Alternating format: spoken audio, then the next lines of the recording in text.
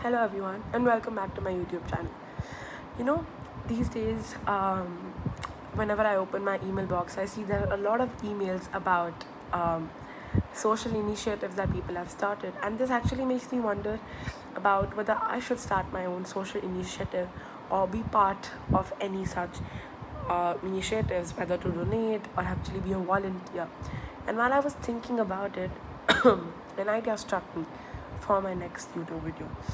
So I thought of bringing in an individual who actually works with the outreach development and communications department of companies, through which they can also give back to the society through an act called CSR, also known as a Corporate Social Responsibility Act, wherein they can actually uh, start initiatives to give back to the society, build a better community, and therefore helping the country. So today we have someone very special with us, Miss Pooja Murada. She's an experienced principal lead for outreach for development SBU with a demonstrated history of working in both non-profit and corporate sectors. She's skilled in communications, corporate social responsibility, rural development, marketing, and corporate communication. Strong media and communication professional with a master's in mass communication. She has over 20 years of work experience, whether it be with a consultant firm in media and marketing, with the Tribal Cooperative Marketing Development Foundation of India Limited, or being with Synthes Medical as a manager and communications and AO relations person, or being at a volunteer position and being board member of the Community Radio Association and advisor, India Development Coalition in AMEICA, or being the guest faculty of YMCA at New Media. And for the past 14 years, she's been working with an organization called SM Sehgal Foundation, and she's a principal lead and outreach for development. I would really want to welcome her warmly. And without any further ado, let's get down with the interview. So I would like to start with your journey. So Mhm. I would want to know that you started your journey from marketing and then you dabbled into the world of communication and now finally into the development sector, right? Why did you decide to go into the development sector and what is something that interests you most about it? Yeah, so yes, you're right. I started with marketing and then specialized into marketing communications. And years, after that, I understood that there is a terminology called C4D, which is Communications for Development, Hmm. uh, that I choose to work on. So, just like you have a vertical and both horizontal growth in your careers. Yes. Similarly, even in our learnings, and as the sector develops, as there is a growth in the sector, it's important that as professionals we also continue to learn and grow with it. Yes. So, yes, there was a time, fresh out of college when I had joined marketing side of Tata Donnelly. And after that, I did my post graduation in communications. Now, that was the time when, marketing communications field this is, I'm talking about 20 years back. Wow. So marketing communications was a growing field, Mm-hmm. and I would say I was fortunate to get the opportunity to work with different multinationals in Obviously. IT sector, in Yeah. healthcare sector, in media sector. Yeah. So after, I think, almost after more than a decade, I decided to pause, just like you have thought of giving a gap year to Yeah. consolidate your thoughts and Yeah. to understand what you want to do. I think probably this is 15 years back. There was a time when I also thought of just to pause, reflect, and decide what I need to do. So I think 3 months, after about 3 months gap, I got an offer to work with TriFed. They were Mm-hmm. looking for a media consultant. And that gave me the first opportunity, or you can say sneak preview into what development communications is like. Yeah. And because I had, till then, I had only worked for products, Mm-hmm. and, building visibility of the products, which was very, very different from when you talk about and build visibility on the development issues which are directly related to people, Yeah. human. I think that experience uh, was so intense because you're directly talking to those tribals, directly talking to the beneficiaries whose life you are impacting in whichever way. You see there is a positive difference in their lives uh, through whatever intervention that you've done. I think that experience and that satisfaction was the turning point for me to take a leap further into the development communication side, because I could practice what I had learned in the corporate. There was immense learning in corporate also. uh, so I could then put my learning into practice for bringing that positive difference uh, in my way to the communities.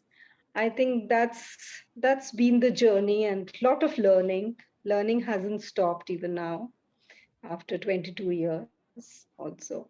I think Yeah. that's a beautiful journey. I mean, I think of it. Many people are at this stage also, like after 20 years also, they kind of think twice before taking a gap year or like a leap or a break in the middle. But like 15 years back, I think it is very important, after a point to realize what it is that one wants to do and then look at the career transition. And 20 years later, it's a beautiful journey that you've taken on. Now I want to come on to CSR. It is a big concept, right? And there are undoubtedly many factors that a company or an organization needs to consider. So, how can people who are actually relatively new to this idea get started with it? See, there are CSR policies and there are CSR laws in India now. So your question is around how who does your CSR, or how does one look into working in CSR? What is it that you It is how do you get are? started? How do you either start filing for your CSR, basically the law aspect of it? So, there is a set percentage of profit that is defined by the government for the company. So, CSR, which means corporate social responsibility. Yes. So, the profit making institutions, profit making companies, this law is for them. And once you achieve that percent profit of your company, then you're liable to give back some Hmm. percentage of your profit. It was 2%, when the 2% of your profit back to the development process.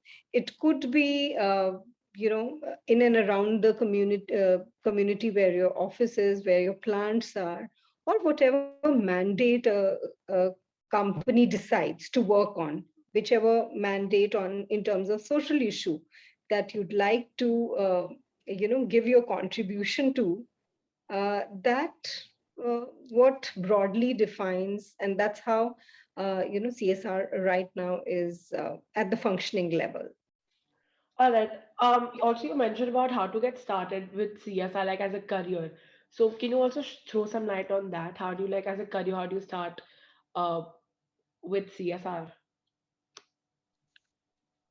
So there are different, set of candidates who are now working in CSR. There are, of course, social scientists who are joining companies and their foundations to work directly in the CSR departments.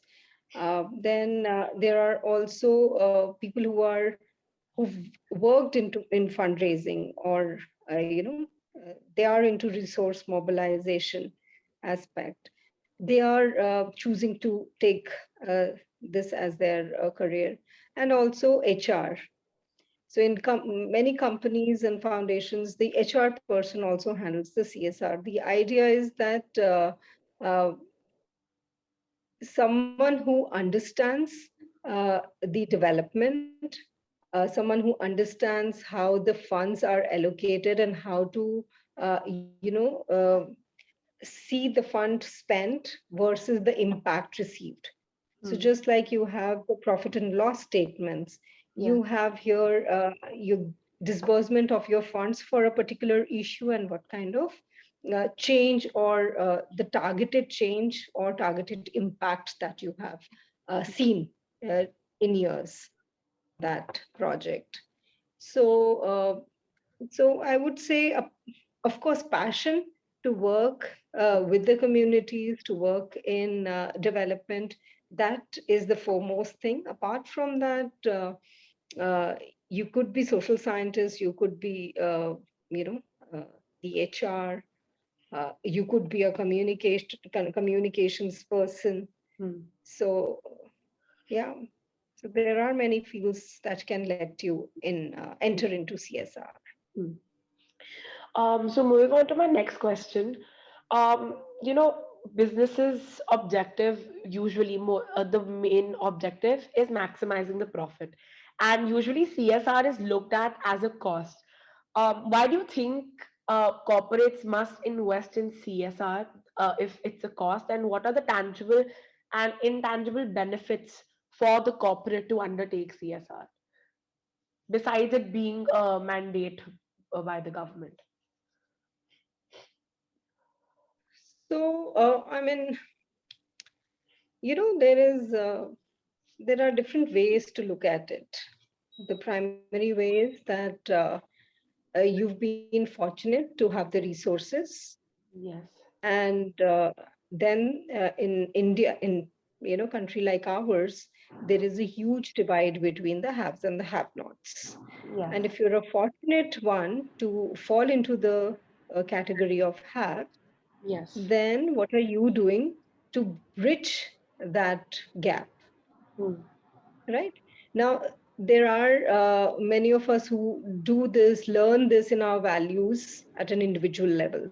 Hmm. But at a collective level, at a corporate level, you are building profits Hmm. from an X number of people, so your Hmm. end customers. And those end customers, in direct or indirect way, it is the people. Yes. So, what is it that you are giving back to the society, Hmm. where society has been instrumental in making you where you are? Yes.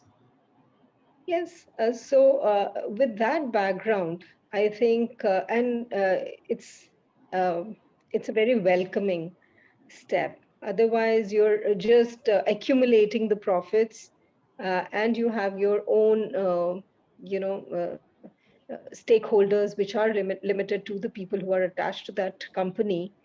And of course, there have been a lot of good examples where companies have done many good things for their employee benefits, for the uh, their welfare of the people who are attached to them. But it's the CSR actually extends your horizon. Hmm. It extends and takes you further down to the people who may not be directly related to the company, and building their profits. Yet, because you fall into that fortunate haves category, Yes. it's time that you deliver. Yes. So there are, and there is no compulsion that where do you deliver, where do you invest in. Hmm. So there are a lot of companies or who have their own foundations, Hmm. and they prefer to work in that area where their plants are, their manufacturing plants are. So even if the benefits are extended to the families from where those their staff comes to work for. It is you're developing that community as a whole. Hmm. Yes, that's true. So uh, so that is the whole idea, that you try and bridge that huge divide between the haves and the have-nots. And there are a lot of issues that right now, our country is grappling with. So is it only the responsibility of the government, or it can also be shared by the companies who are working in our country and getting good benefits, and as a citizen as a whole. I mean, if it is done collectively, you can see that the speed of development becomes faster. Yes, that's absolutely true.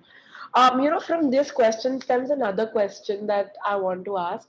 Leaders, usually big leaders, CEOs, are more about numbers and percentages, and they tend to have a financial background. So, and the benefits of CSR can be considered to be soft benefits and non-financial benefits sometimes. So, how do you think they're able to factor in these small or soft or non-financial benefits from this practice of CSR?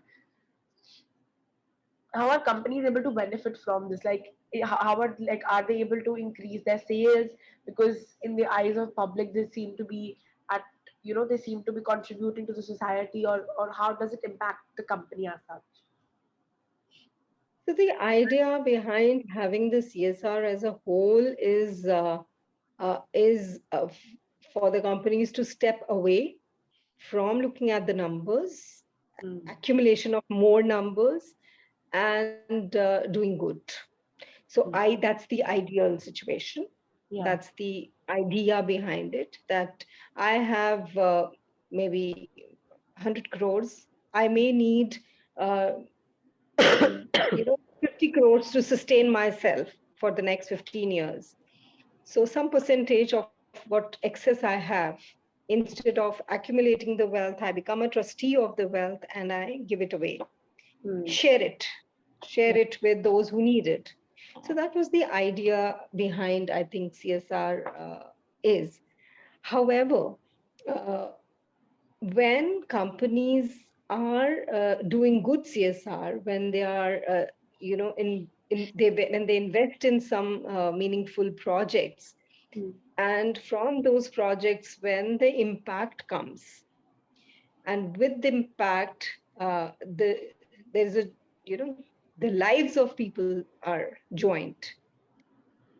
The companies get the visibility.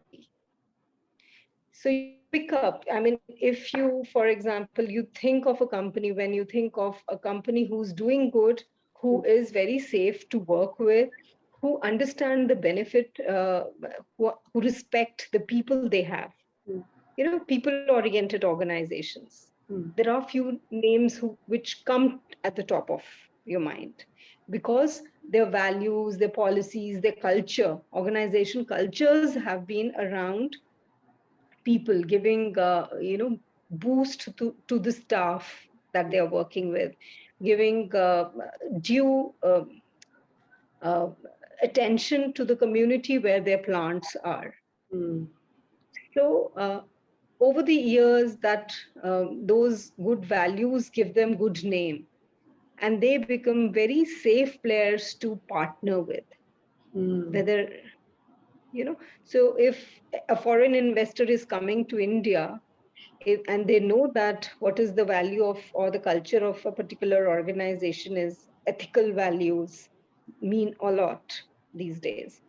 Mm. So besides the number, uh, it is the partnerships, the visibility, Mm.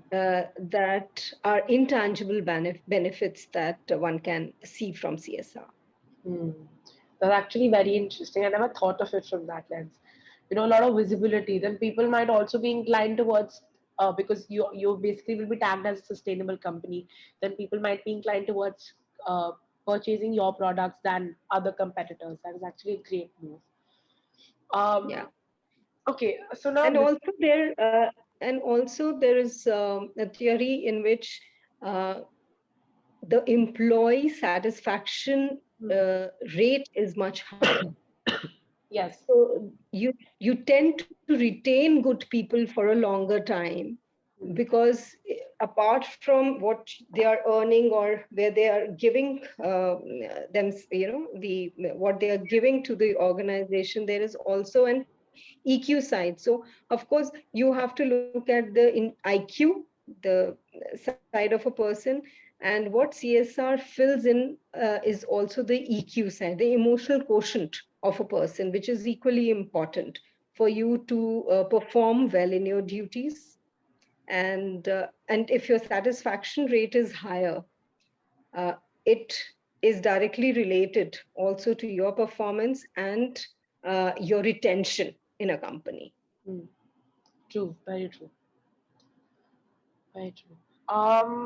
Now I would like to move on, and businesses have to make a choice between maximizing shareholders' returns versus maximizing stakeholders, which include society, customers, environment, and returns. So, what are some challenges that you see on the corporate side to reconcile between the shareholder and the stakeholder returns? I have actually been mostly in the development organization. So the profit side, uh, we worked with companies who Mm, are into the profit making companies. But if I to answer it and bring attention more towards the development mm, side, where most of my experience lies, I think it is the holistic development of the stakeholders that we look at, and those stakeholders uh, are our customers, if I can, in marketing terms, if I say, are those communities for whom we are working. And how so each project, I mean, if you actually look at how things function in a professional development organization, is not top down. So yeah. I am not deciding where I'm going to work and what project I'm going to work on. It is always the bottom up approach, and it is also the community led approach. So we are the catalyst, we are the facilitators, Mm, and the uh, our profit numbers are those impact numbers. mm, So looking at where we have started working, what is the need of that area, once that identification is done, then bringing people together. We have the expertise, we have the knowledge, we have the plan, but it is important for the sustainability of that project. We bringing the stakeholders, which is the community, the local people of that area, to participate. And they can participate in planning, they can participate in contributions from their side. And so then the project becomes complete. And once we withdraw ourselves from that area, we know that the project is still in the safe hands of people who understand it, who know how to, what is the need of it and how to sustain it. So, so in terms of the stakeholders, yes, there is a very, very thick understanding, a thick association with the end community.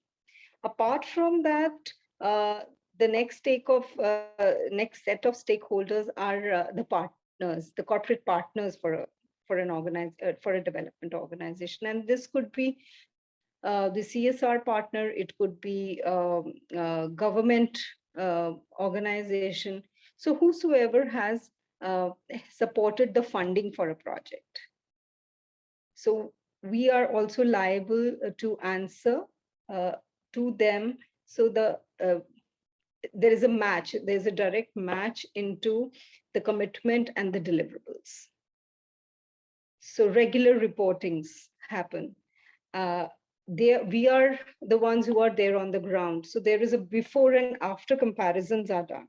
So from the same angle, we would take videos and pictures that this is the situation of this particular place right now, then whatever the project is happening to implementation stage, and then the impact stage, where from the same angle you again take uh, the shots and show that how what was the before situation is and what is the after situation, and what those people forget what we captured, bring in the stakeholders from the community, from the direct beneficiaries, and let them speak for themselves. Mm. So this is that's how you join the dot, and that's how you justify the funding that is invested in projects, and those talk in our balance sheets. What came, what was implemented, and what is the end impact, how many people we have actually managed to reach and benefited. It seems like a very time consuming and a very systematic process from designing to actually implementing it. It's very systematic. And it is challenging, much more challenging, because here you are not you're not promoting, or you're not focusing a product. Yeah. Here it is the life of people. Yes. Here you have to deal with people of different communities, sects, values. They have their own issues, and they have their own you have to look at their feelings, the culture. So there are places where we are extremely careful about certain things, because we know that the community is extremely closed Mm. to any external interventions. Mm. So working, with different kinds of people who've been for years living in a very, very challenging situations. So that's why it is much more complex. Mm.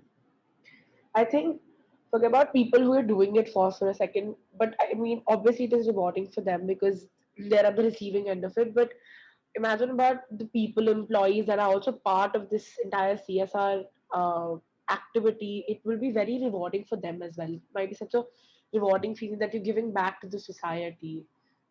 It seems like Absolutely. it's wonderful. Absolutely. Um, now, one of the many reasons why I see CSR is still not able to capture, the imagination of the business world is because corporates think that they're not able to measure the impact of the returns on the CSR investment that is being made. That is a traditional view of the corporate. What will be your advice or your suggestion to the corporates to make this paradigm change and actually go towards this activity?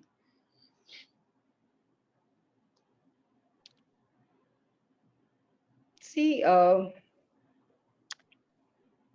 somebody asked me the other day that this was actually this incident came to my mind listening to your question, which was for students only. Hmm. So students like you who are looking for internships in social sector these days, Yeah. and that gets them credit points, right? Yes. So we were contemplating, and we were actually discussing how far it's important and why of it. Hmm. And the unanimous uh, feeling or thought was that if not this, if you guys are not given the credit points, Hmm.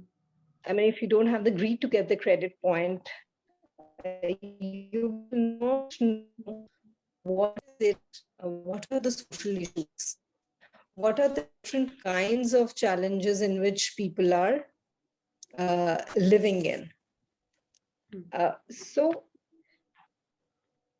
I think even for corporates, the same thought comes to my mind, that if it is not mandated Hmm. you to contribute, give back, we will only be happy doing things in our own world, Hmm. which is related to I have a product, I need to do product development, I need to improvise my product, uh, after every stipulated timelines. I need to find customers for it, and sustain the business ecosystem. But in that ecosystem, general community would not have any space. We all will be only focusing in our own small ecosystems. So CSR is actually very interesting, because it gives you an opportunity, it gives you that window to uh, come out and take a view outside of the society where Hmm. you have established your business. It is Hmm. helping you to connect at a much larger audience, so which Hmm. may or may not be your direct customers, but Yeah. you still can, uh, they can still be your stakeholders. Hmm. And more so that you when you have, then you share. It's a much deeper connect that ways. And it's actually absolutely correct. Many of us, if it does not give us credits, many of us would actually not be part of any initiatives. Like, there is obviously a small category that, irrespective of the benefits, would obviously take part in such activities. But I think it is important for more and more people to realize that it is important to give back to the society. It is we are here because of the society. And organizations should also realize, because at the end of the day, whatever kind of product they might be selling, luxurious products or the basic necessities like soap, it is people like them, and that we're giving back to through CSR, that are actually purchasing these products and that are actually helping us reach where we are. So I think it is a very important And practice. it is Gujot, is not just limited to people. Yeah. It is, I mean, it starts from the self, uh, Yes. then it is to that uh, group who are your direct Mm. um, stakeholders, and then Mm. to a much larger community. And it does not even stop there. The initiatives are, it's like going back to the environment. So Mm. in whichever way, while making and promoting our products, whatever damage, if at all, has happened to the environment, to the nature, it also gives you the opportunity to, if not reverse it, but put it back in some way. Mm. A paper, for Mm. example, a company with paper products would get their mandate, probably would be directly to do with forestation. You plant trees. Mm. So these many thousands of trees they would plant every year. Anybody who consumes a lot of water, if their product use a lot of water, they would go straight and work on the recharging water um, back to Yes. the nature. So uh, Yes.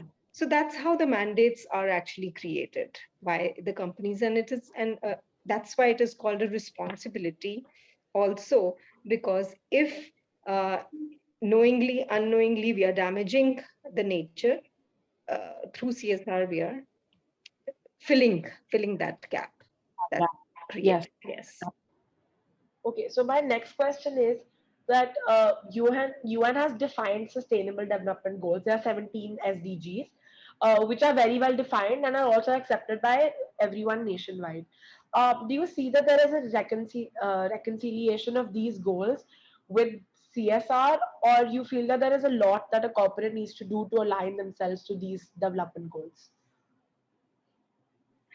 So the 17 SDGs that are defined, actually, if you look at them, they cover a whole lot. Uh, Most of the major issues, where first and foremost, I mean, if uh, we we talk about no poverty, and the idea behind CSR is to, as I mentioned, is to divide that large, financial gap that we have of haves and have-nots. So no poverty is there. So whatever we do in whichever way, CSR projects, they help to develop. segment of people, and financial development is directly related to uh, mm, better financials are directly related to the development in mm, many ways. So I think there is a reconciliation there. Uh, food security, water security, social justice. These are some of the other very, very prominent aspects that we see lacking in the underdeveloped segments. So I think SDGs covered those aspects also. Housing, now environment. There's so much work that's happening on that side. Marine life. So if you actually look at it, it can be easily connected if company would like to do that. mm, So it's not that reconciliation or that cannot happen. Their impact from the projects can be linked to these SDGs. So the overall impacts are shown in the reports. However, there could be many other topics. So these are the 17 big overall things that UN thought the world needs mm, attention on. But it's not limited to those 17. There are a lot who are working only on youth, mm, you know, and the other prevalent issues that are there, LGBT issues and human trafficking issues. mm, There are a lot which not directly shown in SDGs, but still there are very, very prominent mm, issues. So I think uh, it is about contribution. mm, It is about contribution towards development. mm, And that contribution towards development is directly linked with some set of people and their lives and making that positive dent in their life. So, uh, whether these 17 goals or the ones which are beyond those 17s, mm, uh, it is about, doing and reaching out mm, towards the better state of life. mm, And so, if, as I said, it's not 17, it is about CSR and their community and their mandate and the need of the people there. If the reconciliation of these 17 goals are not the dire need, but something else, then one should not stop doing that, limiting themselves only to SDGs. true. Yeah. Very true. Now we have spoken about a lot and what CSR is and what it entails. Now, can you give me an example? So now we've spoken of there are obviously certain unsuccessful CSR attempts also. But to end with this discussion, I would want you to tell us about any one successful CSR attempt that you know of that has actually impacted many lives and which other corporates could also follow and whose footsteps they could also take. I would actually not stop at CSR. I mean, this word is fairly new, Yeah. CSR. Yes. If you actually look at some of the corporations, uh, the terminology may be different, Yeah. but they are pioneers in bringing change in the areas where they work. Yeah. I mean, look at Jamshedji Tata when he had started Yeah. working. In the world, I would say Tata's is one of the leading examples of welfare True. work. So wherever they have started their plants, they are not just they've never focused only on their close community of stakeholders. They have gone beyond Yeah. and developed the entire area. So for Yeah. me, I think CSR actually goes much before this term ha- has started, pruning in our country. And there are fantastic examples like Tata's I who've think rather than been CSR doing it. term, we should be using is one that you also come from. I think development is more important than CSR. CSR is actually something that it's an development is an umbrella term under which I think CSR also takes place, right? So I think Yeah. for more companies, it's important to lead to good development around them, in their entire organization or the small environment, or the place where their factories or the buildings might be, and then obviously to the country also. Yeah, I it's feel like about inculcating the culture. It's about inculcating that organization culture uh, to you know to when you grow, you take many others yes, uh, with you in the growth process. So yes. here, many others could also be those extended communities. So having that culture in the organization, I think, is the biggest CSR. Yes. Thank you so much for being a part of this interview. I've actually gotten a lot of great insights. And I actually look at development or CSR from a very different perspective. I thought it's only just small initiatives, but now that I speak to you, I actually get to know it's a much, much deeper thing. Before leaving, for anybody who's watching this, what will be that one keynote that you would like to say? One last thing that you would like to say to everybody? Anything? I think uh, if you have the intent, uh, then don't just limit yourself to the mandates. We all can make difference in the lives of people who are around us, who are directly or indirectly linked to us. So don't stop yourself, just reach out. Thank you so much for being a part of this. And for everybody else who's watching, if you like this video, then please do like and share and subscribe to my channel. It would mean a lot. And ma'am, thank you so much for being a part of this. It was lovely interacting with you.